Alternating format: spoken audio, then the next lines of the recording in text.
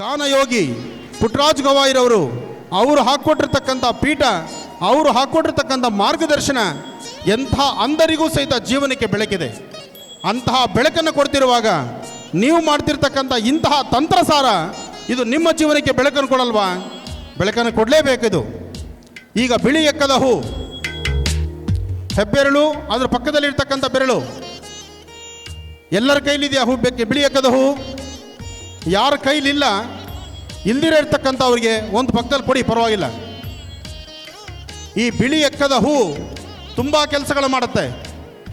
ಬಿಳಿ ಎಕ್ಕದ ಹೂ ಮಕ್ಕಳ ಬಾಲಗ್ರಹ ದೋಷವನ್ನು ದೂರ ಮಾಡುತ್ತೆ. ಒಂದು ಬಿಳಿ ಎಕ್ಕದ ಹೂ ವ್ಯಾಪಾರ ವ್ಯವಹಾರಗಳನ್ನು ಸಿದ್ಧಿಪಡಿಸುತ್ತೆ. ಒಂದು ಬಿಳಿ ಎಕ್ಕದ ಹೂ ನಿಮ್ಮ ವಾಸ್ತುಗೃಹದಲ್ಲಿರ್ತಕ್ಕಂಥ ತಂತ್ರಸಾರವನ್ನು ದೂರ ಮಾಡುತ್ತೆ.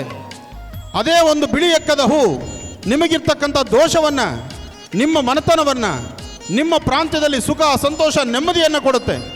ಅಂತಹ ನಿಟ್ಟಿನಲ್ಲಿ ಬಿಳಿ ಎಕ್ಕದ ಹೂ, ಇಷ್ಟು ಅರ್ಥಗರ್ಭಿತವಾಗಿರ್ತಕ್ಕಂಥ ಬಿಳಿ ಎಕ್ಕದ ಹೂ ಇವತ್ತಿನ ಕಾಯಕದಲ್ಲಿ ಗಣಪತಿಯನ್ನು ಪ್ರಾರ್ಥನೆ ಮಾಡಿ.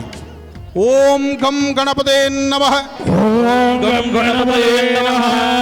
ಹೂವ ನೇರವಾಗಿ ಇಟ್ಕೊಳ್ಳಿ, ಅದು ಸೂರ್ಯನಿಗೆ ಪ್ರೀತಿ.